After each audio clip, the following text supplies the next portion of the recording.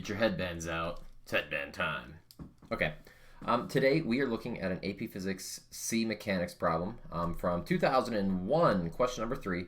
And we're going to do this problem two different ways today. We're going to kind of talk through it in a 2020 Corona style way that you might have to explain a problem on this year's online test.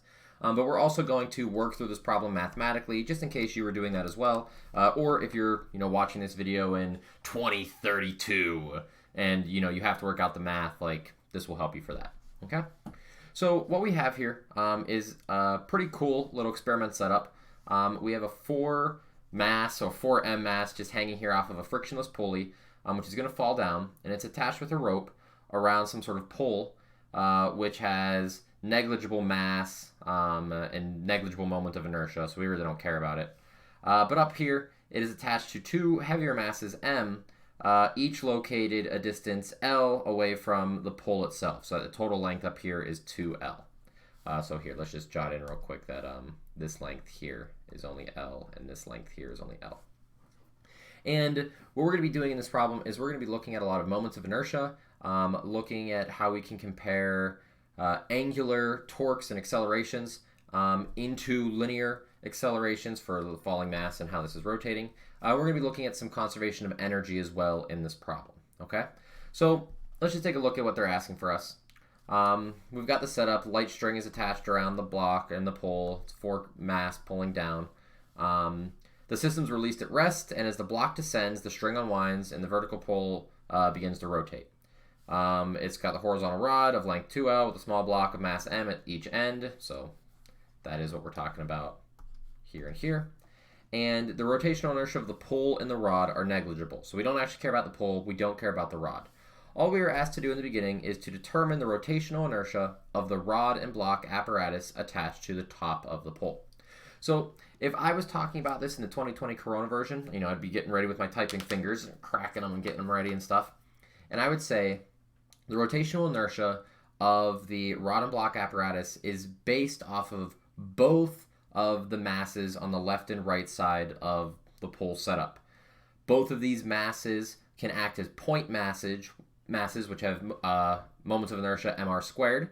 And for moments of inertia, you can just add these together as a scalar. So mr squared plus mr squared would give us a total moment of inertia of 2 mr squared, where r in this case is actually L, because that's what they've given us in the problem. Okay? And that's it. That's how I just explain it, and then move on to the next one. If we're mathematically setting this up, because they're point masses, remember, so if a point mass, they have moments of inertia of mr squared, where r is that radial distance from the pivot, and our pivot is here, so that's just the distance L. And we can just say that the total moment of inertia is just equal to the sum of the moments. So all we're going to have here is ml squared plus ml squared, which is just 2ml squared. Boom. Next part. To determine the downward acceleration of the large block, mathematically this is going to take us some space, but if I were to describe this in a 2020 Corona version, I'd say the 4M block is being pulled down due to its weight from gravity, or the force due to gravitational, right? mg, so that'd be like 4mg there. While it's being pulled down due to gravity, that is not its acceleration. There is a tension acting back up on it. This tension is going to reduce the amount of acceleration that exists. This tension can be determined by equating this idea that the tension is causing the apparatus itself to unwind. So we can say that this tension, which is a force acting on a radius, provides a torque. This torque will equal to a moment of inertia multiplied by an angular acceleration, because that's, once again, just t equals I alpha. That's F equals ma for rotation. And then solving for the tension in that equation, and then plugging the tension down into the lower mass equation, you run a system of equations and solve this. Boom. There you have it. Okay? So in this part, we are simply going to understand that there's a weight here, there's a tension here, that's the same tension there that's causing this sucker to rotate. We're going to say torque equals I alpha, and we're going to move that down to find the tension so we can set up the other F equals ma problem. That's what we're going to do here. Okay, so that's the quick 2020 Corona version of it. To actually work out the math, this gets to be a little bit of a pain, so I'll get some space here. But what we're going to set up is this. Let's set up a little diagram so we understand what's going on. So there's our block. There's the weight from the block, which is 4 mg, and then there's the tension. Okay. We also know that with the apparatus over here, the tension is going to be pulling it. Oops. The tension is going to be causing, it's pulling on that beam, but it's pulling it at some radius here, some radius r.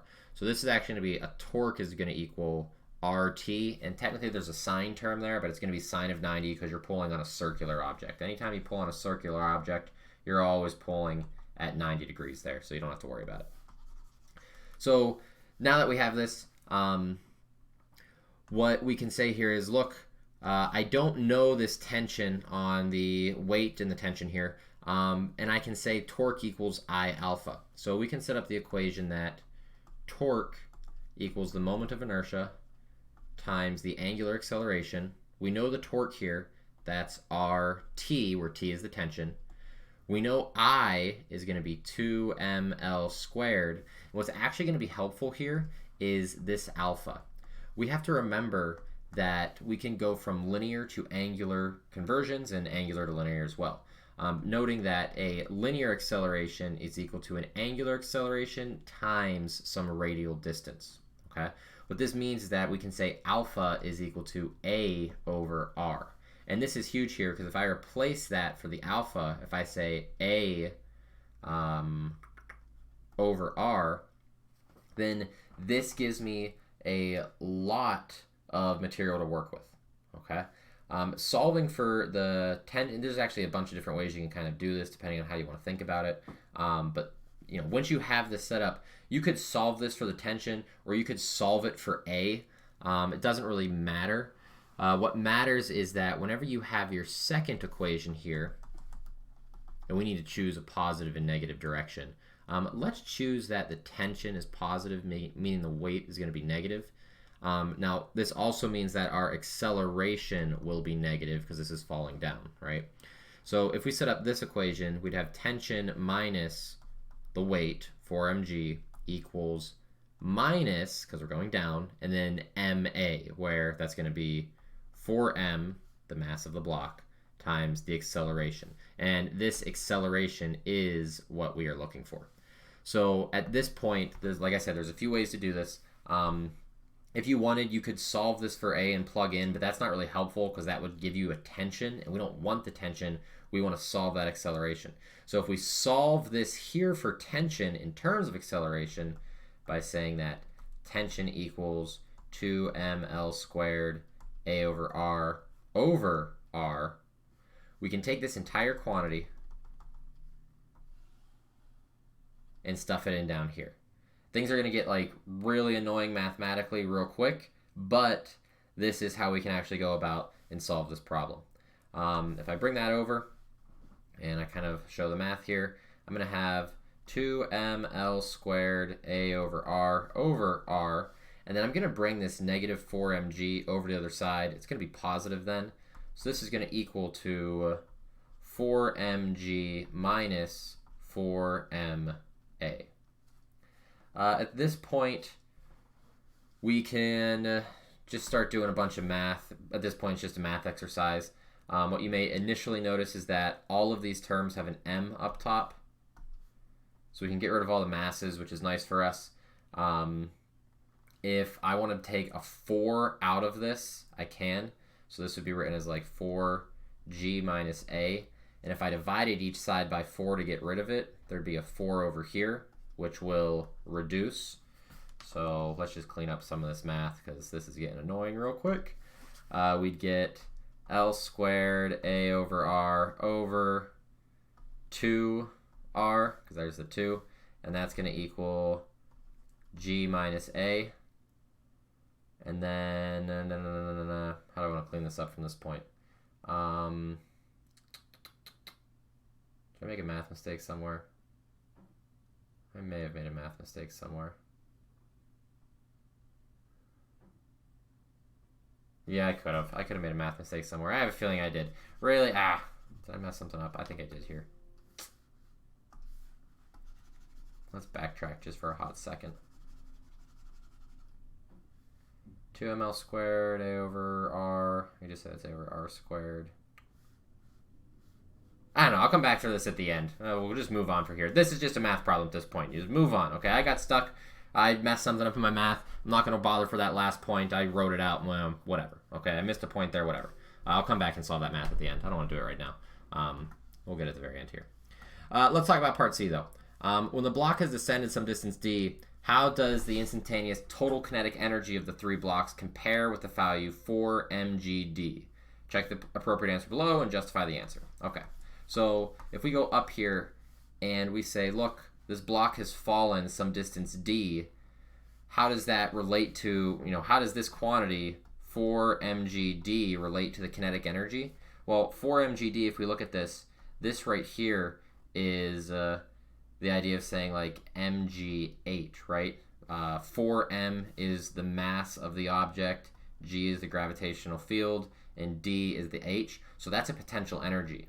If it fell and it lost this potential energy, then that potential energy needed to convert into the kinetic. It's the kinetic linearly of the block physically falling down, and it's the kinetic energy of this thing rotating.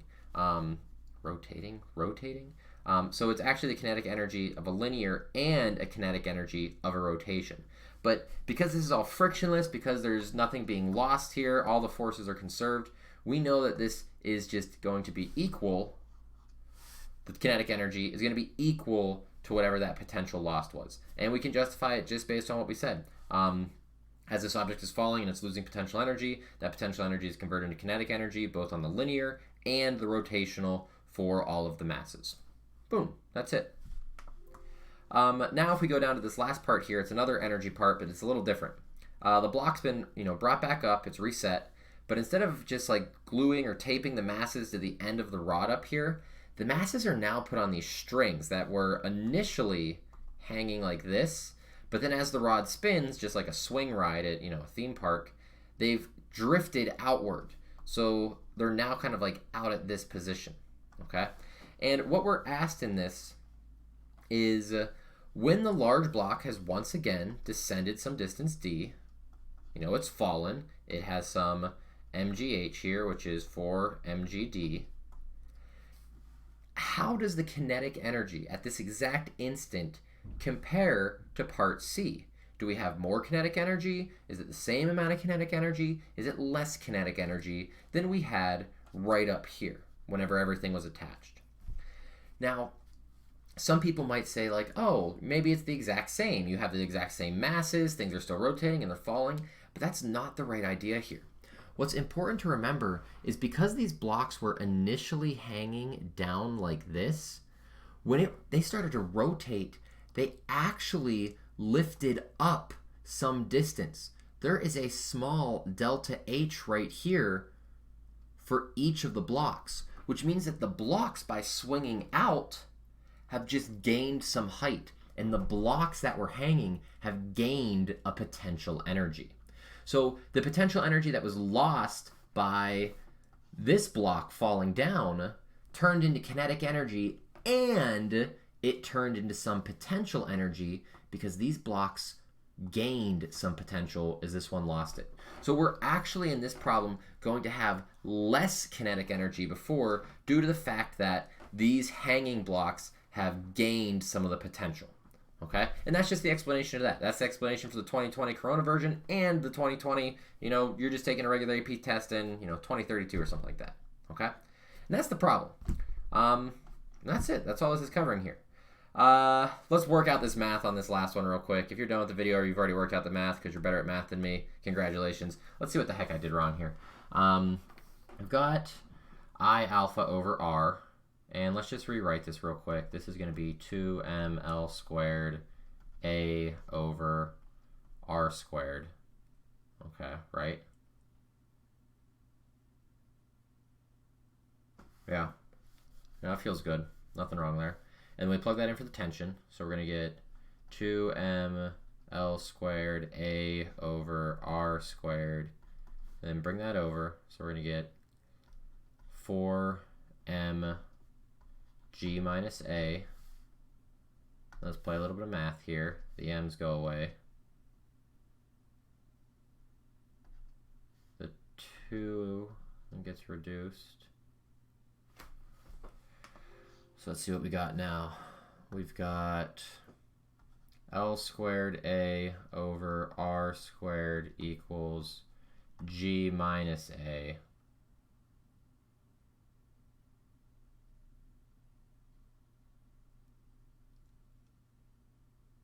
Oh, this looks gross, doesn't it? Because that's all tied together.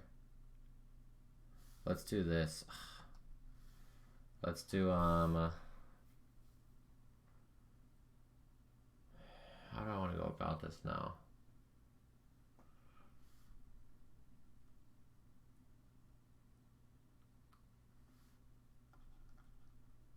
Is this the right move?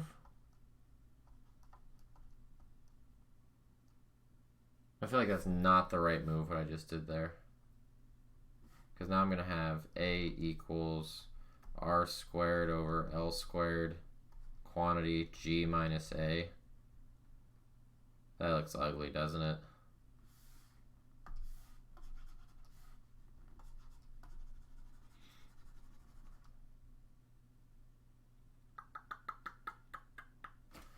Maybe I don't put all of that in so early. Maybe I... No, I'll just do that.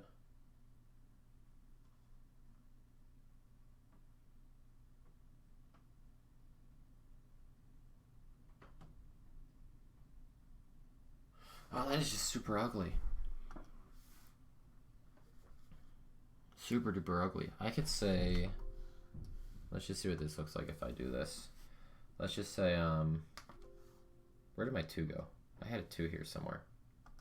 There should be a 2 there. 2. Let's just do this real quick. Let's just say,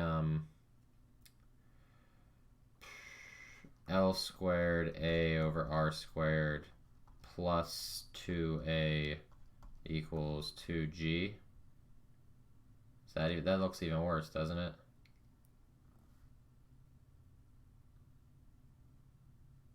That looks so ugly.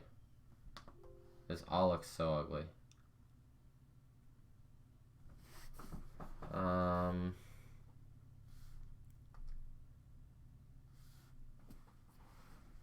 am I struggling? It's so early. Why am I doing math this early in the day? Whatever. I can pull the A out now. Haha, I pulled the A out. Okay, so now I pull the A out. So I get A, L squared plus 2 over R squared equals 2G. And then now I got to divide by this thing. A equals, here we'll do it in red or some different color. Why was that so difficult? A equals 2G over the quantity L squared over R squared plus 2. That could probably reduce into something that looks nicer. Yeah, if I like multiply that by an R squared over R squared or something like this, right? So this could reduce into 2G over L squared plus 2R squared over R squared, and since that's the denominator, my denominator, I can toss it up there and then whoosh, do that. Yeah, that would be your final answer. That's so annoying. Ugh. If you're struggling with math like I just did there, like, go back to here where you just subbed it in, put this thing down, and walk away. Like, it's 1 point for that last part. That is not worth it, in my opinion, when I'm struggling with math that hard. Especially because most of the points up here were, you know, just quick moments of inertia, understanding energy and how everything's equal. Because you lost potential, you gained kinetic. And then understanding down here how you lost potential, you gained kinetic, but you also gained potential, so you couldn't gain as much kinetic there. And that's that. So, yeah, not too bad of a problem. I would say that the trickiest thing here, other than just the algebra, was remembering for part B that you have these conversions to go between linear and angular accelerations, and understanding that you need to use torque equals I alpha here, as well as F equals MA, which, you know where I probably lost a point on this problem? It's almost a guarantee I lost a point on this problem because I did not write F equals MA. You won't need to do that in the 2020 Corona version, but if you're doing this in the year 2032 and you don't write F equals MA out somewhere, you probably just lost a point like I did. So be aware of that. Always write F equals MA, especially when they're asking you to like run stuff like this, large math problems. It's a very important thing you write. So bad on me for doing that, but good on you for, you know, recognizing it and doing better than I do. Okay? So with that, this problem is over. It is finished. Take it easy. Colonel Mustard, I hope you enjoy that one. I did that one just for you, man. Headband out. Adios.